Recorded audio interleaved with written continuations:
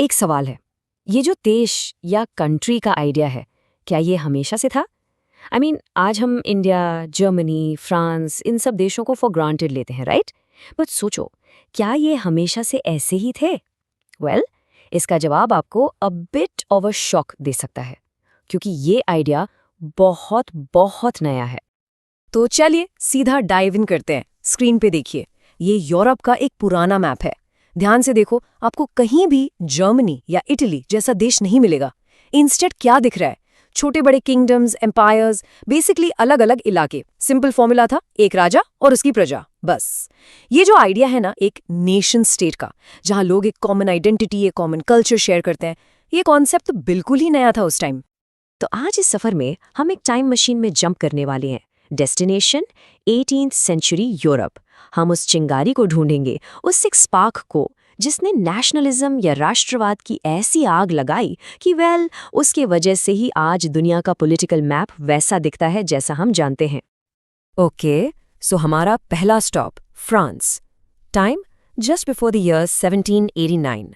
और यहाँ का सीन बिल्कुल अलग था। भूल जाओ सिटीजन या राइट्स जैसे वर्ड्स। यहाँ सिर्फ एक राजा था और बाकी सब उसकी प्रजा, ऑलमोस्ट गुलाम की तरह। एक ऐसी दुनिया जहां राजा ने जो बोल दिया बस वही कानून था। That's it, end of discussion. इस सिस्टम का एक नाम था एब्सोल्यूटिस्ट रूल, यानी निरंकुश शासन। मतलब राजा की पावर पर कोई लिमिट नहीं, कोई कंट्रोल नहीं, zero restraints, no questions asked. राजा ने कह दिया मतलब पत्थर की लकीर, और पब्लिक का काम बस चुपचाप ऑर्डर फॉलो करना। और फिर आया 1789, फ्रेंच रेवोल्यूशन। इसने सब कुछ, लिटरली सब कुछ बदल के रख दिया। देखो, सबसे बड़ी क्रांति पता है क्या थी? आइडेंटिटी का शिफ्ट। सोच के देखो, पहले आपकी सारी लॉयल्टी, सारी वफादारी एक इंसान के लिए थी, राजा के लिए। और अब सडनली आपकी लॉयल्टी एक आइडिया के लिए है, द नेशन। लोग राजा के गुलाम से देश के नागरिक बन गए। This was a mind blowing change in thinking. ये जो रेवोल्यूशनरीज थे, ये दो जबरदस्त पावरफुल आइडियाज लेकर आए। पहला था ला पैट्रिया, मतलब द फादरलैंड। इसका सिंपल सा मतलब था कि भाई, ये देश किसी राजा की पर्सनल जायदाद नहीं है। नहीं, ये देश लोगों का है, हम सबका है। तो पावर का रिमोट कंट्रोल एक आदमी के हाथ से निकलकर पूरी कम्युनिटी के हाथ में आ रहा था। और दूसरा आइडिया था ले सिटोयन, द सिटीजन। मतलब अब आप सिर्फ टैक्स भरने वाले बेचारे लोग नहीं हो। नहीं, अब आप देश के एक्टिव मेंबर्स हो। एक ऐसी कम्युनिटी जिसके पास एक कॉन्स्टिट्यूशन के अंडर बराबर के राइट्स हैं। हाँ, ड्यूटीज भी हैं, पर राइट्स भी हैं। पर आखिर एक नेशन बनाते कैसे हैं? एक कॉमन फीलिंग लाते कैसे हैं? फ्रेंच रेवोल्यूशनरीज के पास इसकी पूरी रेसिपी तैयार थी। उन्होंने क्या किया? पुराना रॉयल झंडा हटाओ, नया ट्राई कलर ले आओ। पार्लियामेंट का पुराना नाम बदलो, अब से ये नेशनल असेंबली है। पूरे देश में सबके लिए एक ही कानून, एक ही सिस्टम होगा वेट्स और मेजर्स का। और हाँ, सबको जोड़ने के लिए फ्रेंच को कॉमन लैंग्वेज बना दिया गया। एक देश, एक आवाज। और ये सब बस 10 साल के एक तूफान में हो गया। 1789 में रेवोल्यूशन की आग भड़की, पावर राजा से सीधा लोगों के पास आ गई। फिर 1790s में पिक्चर में एंट्री हुई नेपोलियन बोनापार्ट की। उसने अपने मिलिट्री कैंपेन्स के जरिए इन आइडियाज को फ्रांस से बाहर पूरे यूरोप में फैलाना शुरू कर दिया। और 1799 आते आते वो खुद इतना पावरफुल हो गया कि फ्रांस का कंट्रोल उसके हाथ में था। ये सब इतना इंपॉर्टेंट क्यों है आपके लिए, मेरे लिए? क्योंकि सोचो, आज हम जो वोट दे सकते हैं, अपनी सरकार से सवाल पूछ सकते हैं, इन सब की जड़, इन सब की नींव उसी ले सितवाइयां वाले आइडिया में है। मॉडर्न डेमोक्रेसी के बीज बिल्कुल यहीं बोए गए थे। अब अगले सेक्शन पर चलते हैं। एक सवाल, फ्रेंच रेवोल्यूशन तो फ्रांस में हुआ था, राइट? तो ये नेशन वाला आइडिया बाकी यूरोप तक कैसे पहुंचा? इसका जवाब एक नाम है, नेपोलियन बोनापार्ट। सोचो, उसने इन आइडियाज को एक जबरदस्त सॉफ्टवेयर अपडेट की तरह लिया और पूरे यूरोप में इंस्टॉल कर दिया। नेपोलियन ने 1804 में गेम चेंजिंग चीज इंट्रोड्यूस की, द सिविल कोड, जिसे नेपोलियनिक कोड भी कहते हैं। और इसने आते ही पुराने सिस्टम की नींव हिला दी। जन से मिलने वाले सारे स्पेशल प्रिविलेजेस खत्म। कानून के सामने सब बराबर। सबको राइट टू प्रॉपर्टी दिया गया। और वो सदियों पुराना फ्यूडल सिस्टम, जहां किसान जमींदारों के गुलाम थे, उसे एक झटके में अबॉलिश कर दिया गया। Game changed. और यहां आती है सबसे इंपॉर्टेंट बात। नेपोलियन की सेना जहां भी जाती थी, जिस भी इलाके को जीतती थी, वहां ये नया सिस्टम लागू कर देती थी। तो उसकी आर्मी सिर्फ जमीन नहीं जीत रही थी, वो एक नए आइडिया, एक नई सोच को एक्सपोर्ट कर रही थी।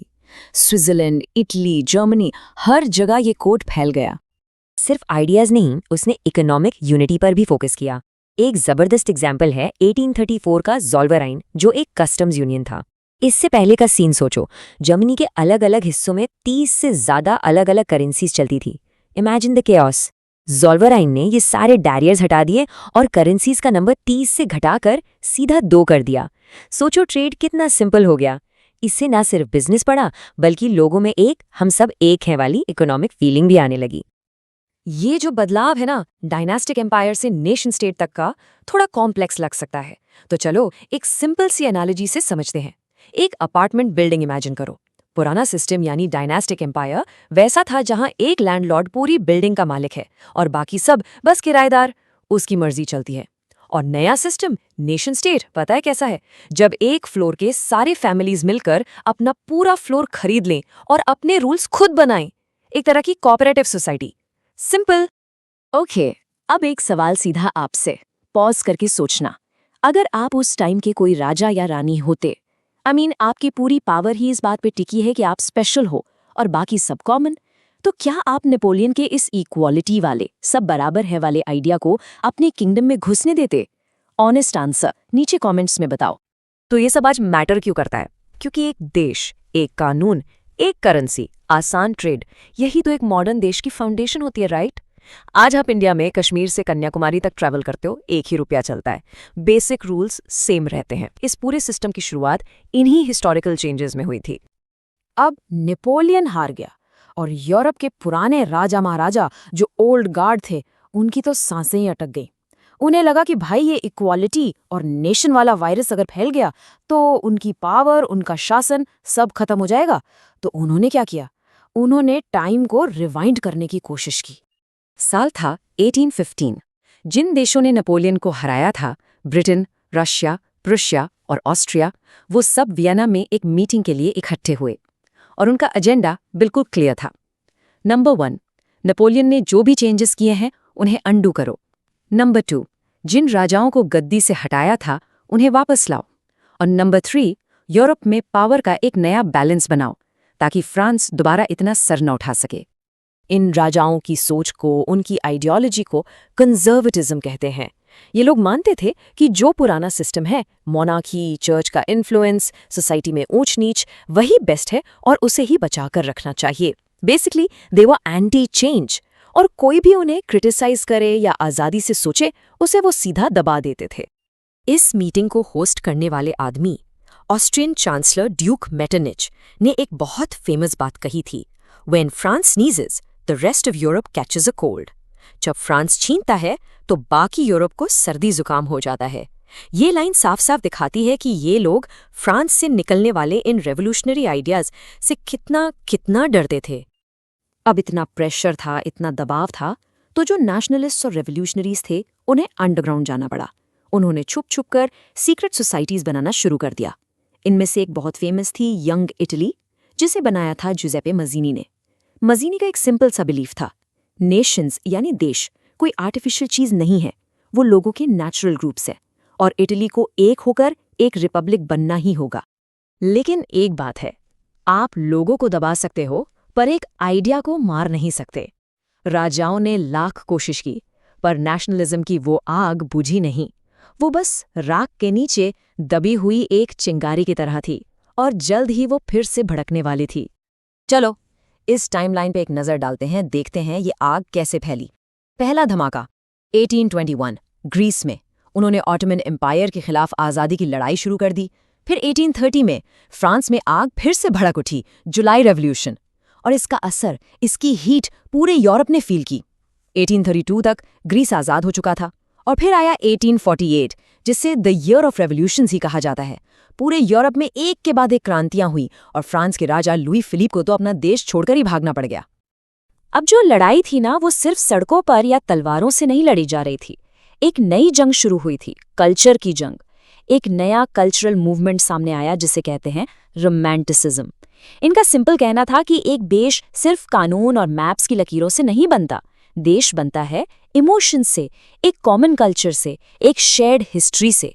इन्होंने साइंस और लॉजिक से ज्यादा दिल की आवाज और कॉमन फीलिंग्स पर फोकस किया। और ये बहुत फैसिनेटिंग है कि कैसे कल्चर एक हथियार बन गया। जर्मन फिलोसोफर हर्डर ने कहा कि असली जर्मन कल्चर राजाओं के महलों में नहीं बल्कि दस फॉल्क यानी आम लोगों के बीच मिलता है। तो उनके फोक सॉन्ग्स, उनकी कहानियां, उनके फोक डांस, इनके जरिए देश की रूह को, उसकी स्पिरिट को जिंदा रखा गया। पोलैंड का एग्जाम्पल देखो, जब रशिया ने उन पर कब्जा कर लिया तो उन्होंने पोलिश लैंग्वेज बोलना शुरू कर दिया। यही उनका विरोध, उनका रेजिस्टेंस बन गया। पर एक प्रॉब्लम थी। देश या नेशन ये तो एक एब्स्ट्रैक्ट आइडिया है, राइट? आप इसे छू नहीं सकते। तो लोग इसे कनेक्ट कैसे करें? इसके लिए आर्टिस्ट्स ने एक बहुत स्मार्ट तरीका निकाला, एलेगोरी। सिंपल शब्दों में किसी एब्स्ट्रैक्ट आइडिया को, जैसे आज़ादी, लालच या देश, को एक इंसान या एक चीज की शक्ल दे देना ताकि वो रियल लगे। जैसे फ्रांस में उन्होंने अपने देश को मेरियान की शक्ल दी। ये एक कॉमन लड़की का नाम था जिसके सर पर आज़ादी की लाल टोपी थी और हाथ में देश का झंडा, द ट्राइकलर। सेम तरीके से जर्मनी जर्मानिया बन गई, एक फीमेल फिगर जो हिम्मत और हीरोइज्म को दिखाने के लिए ओक लीव्स का क्राउन पहनती थीं और देश की रक्षा के लिए हाथ में तलवार रखती थीं। इन तस्वीरों ने लोगों को अपने देश का एक चेहरा दे दिया। तो इसे हम कैसे रिलेट कर सकते हैं?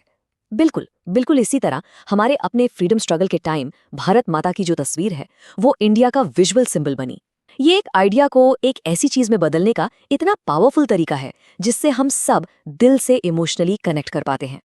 तो हमने देखा कैसे देश का ये आइडिया फ्रांस में पैदा हुआ, नेपोलियन के जरिए पूरे यूरोप में वायरस की तरह फैला और फिर आर्ट और कल्चर के थ्रू लोगों के दिलों में घर कर गया।